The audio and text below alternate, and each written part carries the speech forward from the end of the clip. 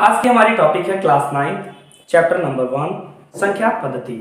संख्या पद्धति को हम इंग्लिश में कहते हैं नंबर सिस्टम। नंबर सिस्टम जानने से पहले सबसे पहले हम समझेंगे कि नंबर्स क्या होता है। नंबर्स एक जो होता है संख्या एक गणितीय साधन है। गणितीय साधन है जिसका उपयोग हम किस के लिए करते हैं? गणना और मापन के लिए करते हैं। अर्थात हम किसी भी चीज की गणना करने के लिए क्या इस्तेमाल करते हैं? संख्या इस्तेमाल करते हैं। तो संख्या इस्तेमाल करते हैं तो सबसे पहले ये सोचना जरूरी है कि संख्या आखिर शुरू कहां से होता है, कौन सी संख्या है, पहले कौन सी संख्या यूज होती थी, आज कौन सी संख्या यूज हो रही है और कहां तक संख्या बढ़ चुकी है। तो इसके लिए हम कह सकते हैं कि सबसे पहले प्रकृति की संख्या आती है। माने हमारे प्रकृति में जो भी संख्या है जिसको हम किसी भी चीज की गिनने के लिए स्टार्ट करते हैं या शुरू करते हैं उसे हम क्या कहते हैं? प्राकृतिक संख्या कहते हैं। जैसे कि देखिए प्राकृतिक संख्या क्या होता है। पहला होता है प्राकृतिक संख्या, प्राकृत संख्या जिसको हम इंग्लिश में कहते हैं number system, natural number, sorry क्या कहते हैं? Natural number. हम देखिए नेचुरल नंबर स्टार्ट कहां से हो रहा है? यन से। तो वे सभी संख्याएं जो एक से शुरू होती है उसे हम प्राकृतिक संख्या कहते हैं। जैसे कि ध्यान दीजिए n equal to 1 2 3 4 dot dot dot, मतलब आगे तक जहां तक गिन सकें। दूसरी संख्या आती है पूर्ण संख्या। पूर्ण संख्या, पूर्ण संख्या को इंग्लिश में कहते हैं होल नंबर। Whole number. देखिए ऊपर वाली जो संख्या है प्राकृतिक संख्या है। प्राकृतिक संख्या कहां से शुरू हो रही है? एक से। जरूरी नहीं है कि हर एक चीज विद्यमान ही हो। अगर हम बोले कि हमारे पास एक भी रुपया नहीं है तो उसको कैसे डिनोट करेंगे? हम कहेंगे कि हमारे पास एक भी रुपया नहीं है, तो उसको डिनोट करने के लिए हम एक सिंबल का इस्तेमाल करते हैं जिसे हम कहते हैं जीरो। जो जीरो पहले नहीं था, जब जीरो का आविष्कार होने के बाद प्राकृतिक संख्या में जीरो को डाल दिया गया तो इसे हम कहने लगे, क्या कहने लगे?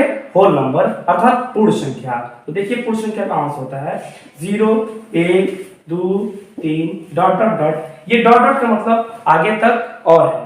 अब देखिए तीसरा संख्या आता है पूर्ण संख्या के बाद आता है पूर्णांक। आखिर पूर्णांक होता क्या है? पूर्णांक को हम इंग्लिश में कहते हैं इंटीजर्स। इंटीजर्स कहते हैं। अब देखिए जैसे होल नंबर के लिए डब्ल्यू इस्तेमाल किया गया था, वैसे इंटीजर्स के लिए आई का इस्तेमाल हम नहीं करने वाले हैं, क्योंकि आई जो शब्द है वो पहले यूज हो चुका है इमेजिनरी नंबर के लिए। इसलिए इसके लिए हम जेड शब्द का इस्तेमाल करते हैं। जेड जो होता है उसका मतलब होता है ज़ैलीन। ज़ैलीन वो जिसका अर्थ होता है गणना करना, तो जेड होता है ये। ध्यान दीजिए ये संख्याएं कैसी होती हैं ये जानने के लिए हम सबसे पहले जानते हैं कि आखिर अब ये संख्या का क्यों, मतलब इसकी आवश्यकता पड़ी कि पूर्णांक। देखिए प्राकृतिक संख्या के बाद पूर्ण संख्या, पूर्ण संख्या के बाद पूर्णांक की क्यों आवश्यकता पड़ी? तो पूर्णांक की आवश्यकता जैसे कि अगर हम कहें किसी चीज से कोई उधार लेना हो, या फिर हम फायदे में हो या फिर नुकसान में हो। अगर फायदे में हो रहा है तो प्लस है, अगर नुकसान हो रहा है तो माइनस है। अगर हम कहें कि भूतल जमीन से ऊपर चलना हो या समुद्र तल से ऊपर चढ़ना हो तो प्लस लेंगे, जमीन से नीचे अर्थात पानी में तैरना हो तो माइनस लेंगे। तो प्लस और माइनस की संख्याओं का अभाव था, तब हम क्या करते हैं? इसके बाद संख्या आई पूर्णांक। अब पूर्णांक को देखते हैं। जो जैसी संख्या होती है, देखिए जैसे जितना हम उधार ले सकते हैं, जितनी संख्याएं प्लस में होती हैं उतनी संख्याएं माइनस में भी हो सकता है। लोग जितना प्रॉफिट कमा सकते हैं उतना ही लॉस भी हो सकता है उनका। इसीलिए देखिए अगर 0 1 2 3 इधर डॉट डॉट डॉट, ये तो पूरी संख्या क्या है? पूर्णांक है। जितनी संख्या उधर होती है उतना ही संख्या ये माइनस में भी होता है, -3 डॉट डॉट डॉट। अब देखिए यहाँ पे पूर्णांक जो है दो तरह से होता है, एक धन पूर्णांक होता है, एक ऋण पूर्णांक होता है। अगर 0 को छोड़ दिया जाए तो 0 से आगे वाली संख्या को हम कहते हैं धन पूर्णांक, और 0 से बाईं ओर की संख्या को कहते हैं ऋण पूर्णांक। ऋण पूर्णांक। अब देखिए धन पूर्णांक और ऋण पूर्णांक में क्या डिफरेंस होता है? धन और ऋण, बात से यह स्पष्ट हो रहा है कि जिसके आगे धन हो वो किसे कहते हैं? धन हो या ना हो हम धन मानते हैं कि धन पूर्णांक कहलाता है। दूसरा होता है ऋण पूर्णांक, अर्थात वे सभी संख्या जिसके आगे माइनस का सिंबल लगा हो अर्थात ऋण का सिंबल लगा हो उसे हम कहते हैं ऋण पूर्णांक। अब इसके बाद आते हैं चौथी नंबर की जो संख्या होती है उसे हम कहते हैं परिमेय संख्या। परिमेय संख्या जिसको इंग्लिश में हम कहते हैं रेशनल नंबर।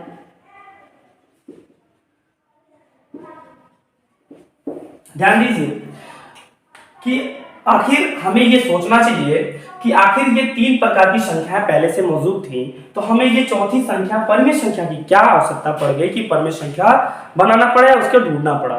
जैसे हम कह सकते हैं किसी चीज का बंटवारा करना हो, किसी चीज का बंटवारा करना हो, जैसे हमारे पास कोई मान लीजिए एक रोटी है, तो लोग कहेंगे ना कि हमको इसी में से आधा चाहिए या 1/3 चाहिए, 1/2 चाहिए, ऐसी संख्याएं होती रहती हैं। जैसे ये रोटी मान लीजिए, इसमें 3 लोगों को देना है, 3 लोगों को देना है, तो देखिए रोटी कितनी है 1, और कितना पार्ट किया गया है 3 पार्ट, 1/3, ये भी 1/3, ये भी क्या है 1/3 है। तो ये बटे वाली संख्या जो होती है वो परमेय संख्या होती है। तो इसका परिभाषा हम ये कह सकते हैं कि वे सभी संख्या जो p/q के रूप में लिखी जा सके उसे क्या कहते हैं, परमेय संख्या कहते हैं। लेकिन उसमें एक कंडीशन होता है कि pq क्या होना चाहिए, पूर्णांक होना चाहिए। अब पूर्णांक का तात्पर्य कहीं और से नहीं है, यहीं से है, अर्थात हम इसी के संख्याओं में से कोई संख्या लेते हैं जिसे हम बटे के रूप में लिख लें। जैसे 2 बटा मान लीजिए -3, तो देखिए 2 भी इसी में से है, 3 भी इसी में से है, या फिर 4/5 ले लें तो 4 भी क्या आता है इसी में से, और 5 भी इसी में से है। तो ध्यान दीजिए इसका परिभाषा हम लिखते हैं, वे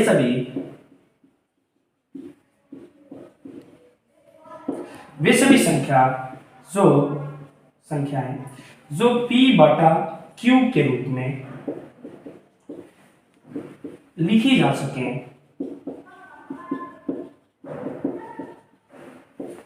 जिसमें pq क्या हो, पूर्णांक हो। ये ऊपर और नीचे की जो संख्याएं ले रहे हैं हम लोग, ये क्या होना चाहिए, पूर्णांक होना चाहिए। तो बोल देंगे pq पूर्णांक हो और q नीचे वाली संख्या जो है q बराबर नहीं हो 0 के, उसे क्या कहते हैं, परमेय संख्या कहते हैं।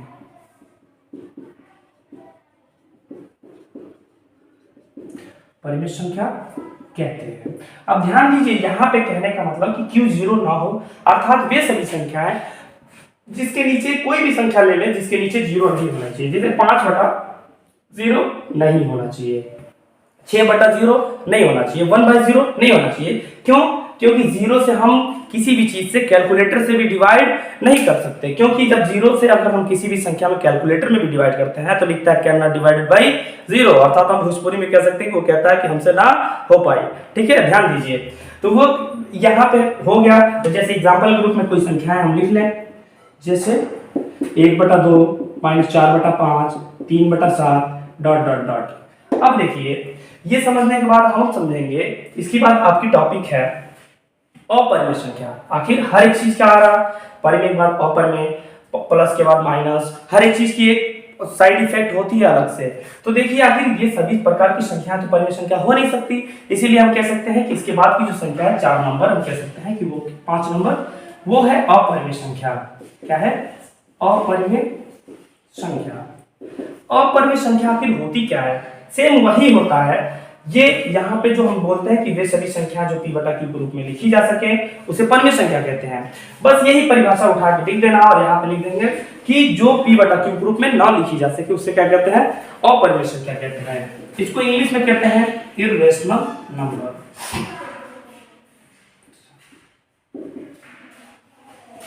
Irrational number. अब ध्यान दीजिए इसकी परिभाषा क्या होती है, वे सभी संख्याएं जिसे p/q के रूप में न लिखी जा सके। ध्यान देना यहाँ पे, वहां पे था लिखी जा सके, आप लोग यहाँ पे क्या लिखोगे, न लिखी जा सके, मतलब व्यक्त न की जा सके। न लिखी जा सके अर्थात व्यक्त न की जा सके, न लिखी जा सके। जहां pq क्या होता है, पूर्णांक होता है, तथा q बराबर नहीं होना चाहिए 0 के। सेम परिभाषा, बस हाँ या ना का डिफरेंस है। q नॉट इक्वल टू 0 हो उसे अपरमेय संख्या कहते हैं। उसे क्या कहते हैं, अपरमेय संख्या कहते हैं। अपरमेय संख्या।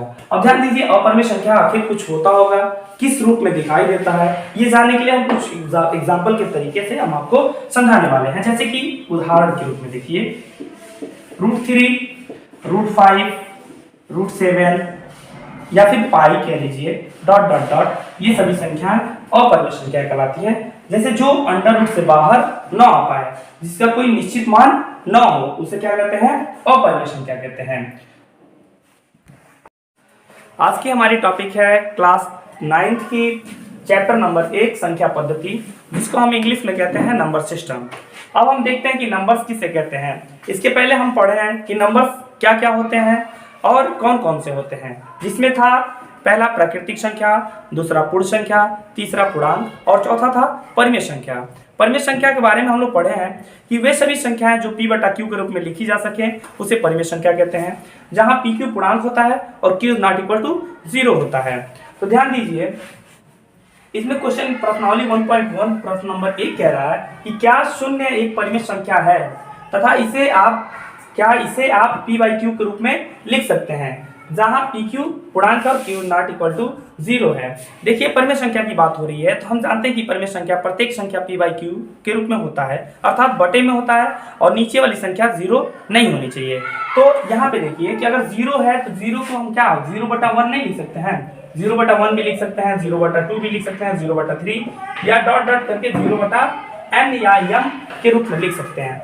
ध्यान दीजिए विद्यार्थीगण, यहाँ पे बोल सकते हैं कि हाँ शून्य को p बाई q के रूप में लिख सकते हैं। देखिए, प्रत्येक संख्या के नीचे 1 2 3 डॉट डॉट डॉट n है जो कि 0 नहीं है, तो हम कह सकते हैं कि हाँ शून्य क्या है? परिमेय संख्या है, जिसे p बाई q के रूप में लिखा जा सकता है। तो देखिए, कह सकते हैं कि हाँ शून्य एक परिमेय संख्या है जिसे हम p बटा q अर्थात 0/1 या 0/2 या 0/m के रूप में लिख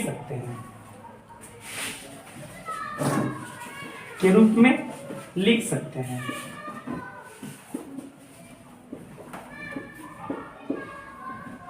जहां PQ अर्थात ऊपर और नीचे की संख्या है। देखिए, 0 भी पूर्णांक है, 1 भी पूर्णांक है, यहाँ पे भी 0 और 2 पूर्णांक है, 0 और m को भी मान्य पूर्णांक है। जहां PQ पूर्णांक है और Q नॉट इक्वल टू 0, अर्थात नीचे वाली सभी संख्याएं देखिए 0 नहीं है, तो लिख देंगे तथा Q नॉट इक्वल टू 0। ये हमारा पहला सवाल पूरा होगा। अब दूसरा सवाल देखते हैं कि प्रश्न नंबर 2 क्या कहता है। प्रश्न नंबर 2 कहता है 3 और 4 के बीच 6 परिमेय संख्या ज्ञात कीजिए। देखिए, अगर हम कहें किसी चीज को कि आप एक पेन लीजिए, इसके बीच में कोई बिंदु लगाइए और फिर यही पेन हम किसी और इंसान को या फिर किसी और विद्यार्थी को देते हैं, बोले कि इस पे आप बाबू 6 बिंदु लगाओ, तो दोनों का बिंदु एक समान होगा? नहीं होगा। तो हम कह सकते हैं कि एक रेखा पे या फिर 2 पॉइंट्स के बीच अनंत बिंदु हो सकते हैं। तो अर्थात 3 और 4 के बीच कितने परिमेय संख्या हो सकती हैं? अनंत परिमेय संख्या हो सकती है। इसीलिए हम कुछ परिमेय संख्याओं को ज्ञात करते हैं, जैसे इसमें कह रहा है कि 6 परिमेय संख्याएं ज्ञात कीजिए। अब देखते हैं कि कैसे ज्ञात करते हैं। सबसे पहले इसका तरीका ये होता है कि हमें जितनी परिमेय संख्याएं ज्ञात करनी होती हैं उसमें एक जोड़कर उसको हर के रूप में लिख लेते हैं। अर्थात देखिए, हमें जितनी परिमेय संख्या ज्ञात करनी होती है, परिमेय संख्या ज्ञात करनी होती है, उसमें एक जोड़कर उसे हर के रूप में लिख लेते हैं।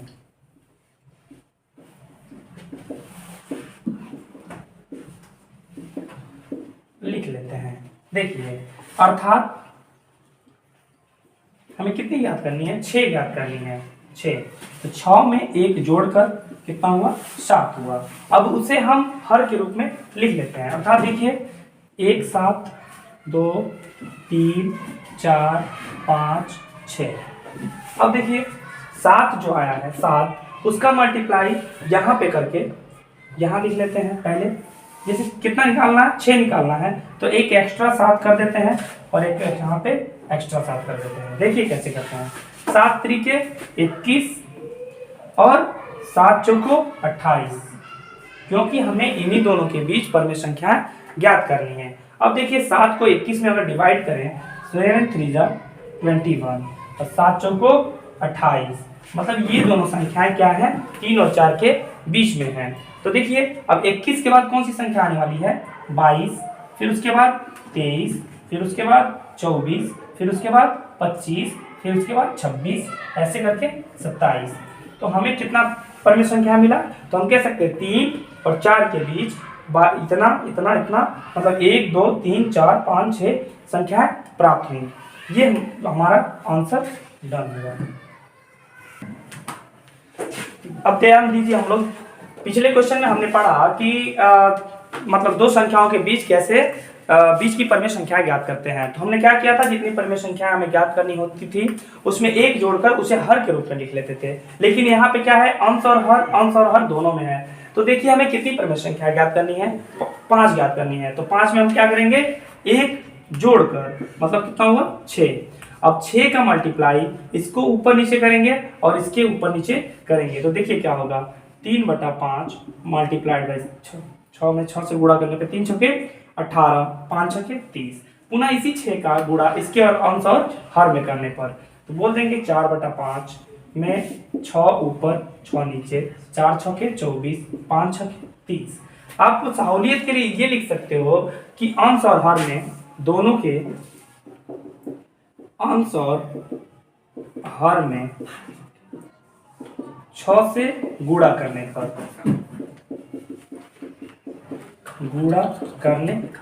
ठीक है। तो हमने कर लिया। अब देखिए 18 और 30 दोनों डिनोमिनेटर भी सेम है, तो लिख लिया जाए 18 इधर और 24/30 इधर। अब देखिए 18 से गिनती चालू कर दीजिए सबके नीचे, 19/30, 20/30, 21, 22 और 23/30। इसको यहाँ पे लिखते हैं 24/30। देखिए यहाँ पे हमें अगर डिवाइड करेंगे तो ये भी 3/5 है और ये भी 4/5 है। इसके बीच में क्या आ रहा है, 1 2 3 4 5 परमेय संख्या हमें मिल गई, अतः हमारा आंसर यहीं पे डन हुआ। पिछले क्वेश्चन में हमने देखा कि दो संख्याओं के बीच परमेय संख्या कैसे ज्ञात करते हैं। वो नॉर्मल तरीके से भी था और परमेय संख्याओं के बीच की परमेय संख्या भी थी। अब हम पढ़ने वाले हैं क्वेश्चन नंबर 4। देखिए क्या कह रहा है कि नीचे दिए गए कथन सत्य हैं या असत्य, कारण के साथ अपने उत्तर दीजिए। पहला कह रहा है कि प्रत्येक प्राकृतिक संख्या पूर्ण संख्या होती है, ये बताना सत्य है या असत्य है। दूसरा है प्रत्येक पूर्णांक एक पूर्ण संख्या होती है। तीसरा है प्रत्येक परमेय संख्या एक पूर्ण संख्या होती है। सबसे पहले हम लोग पिछले वीडियो में पढ़ चुके हैं कि प्राकृतिक संख्या और पूर्ण संख्या क्या होती है, और फिर भी हम आपको थोड़ा सा ध्यान दिलाना चाहते हैं कि प्राकृतिक संख्या और पूर्ण संख्या क्या होती है।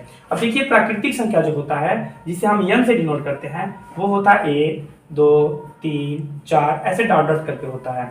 दूसरा होता है पूर्ण संख्या। पूर्ण संख्या को क्या कहते हैं, होल नंबर इंग्लिश में, जो W होता है 1 0 1 2 3 4 डॉट डॉट डॉट। अब ये कह रहा है कि प्रत्येक प्राकृतिक संख्या पूर्ण संख्या होती है, अर्थात ये सभी संख्याएं उसमें हैं। तो हम देख सकते हैं कि 1 2 3 4 यहाँ पे से भी 1 2 3 4 है, अर्थात ये वाली संख्या उसमें पूरी है। तो क्या कह देंगे, पहला सत्य है, ठीक। अब दूसरा देखिए, दूसरा कह रहा है कि प्रत्येक पूर्णांक एक पूर्ण संख्या होती है। प्रत्येक पूर्णांक, यहाँ पे पूर्णांक की बात हो रही है और पूर्ण संख्या की बात हो रही है। आपको ध्यान होगा कि पिछले वीडियो में हमने बताया था कि पूर्णांक क्या होता है और पूर्ण संख्या क्या होती है। पूर्णांक के बारे में हम बताए थे कि जिसमें माइनस वाली संख्या है, 0 और प्लस वाली संख्याएं होती है उसे पूर्णांक कहते हैं, और पूर्ण संख्या जो होता है वो 0 से स्टार्ट होता है। तो देखिए यहाँ पे हम कह सकते हैं कि पूर्णांक जो होता है Z माइनस यहाँ से 0 1 2 3 डॉट डॉट डॉट, और ये भी -1 -2 -3, ये भी डॉट डॉट ऐसे।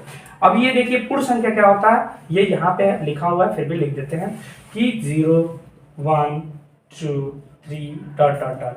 अब ये कह रहा है कि प्रत्येक पूर्णांक एक पूर्ण संख्या होता है, अर्थात ये वाली पूरी वैल्यू इसमें होती है। तो हम देखते हैं कि 0 भी है, 1 2 3 ये सब है, लेकिन माइनस वाली संख्या का इसमें अभाव है, मतलब माइनस वाली संख्या इसमें नहीं पाई जा रही है। तो हम क्या कह देंगे, ये कथन असत्य है, तो लिख देंगे असत्य है,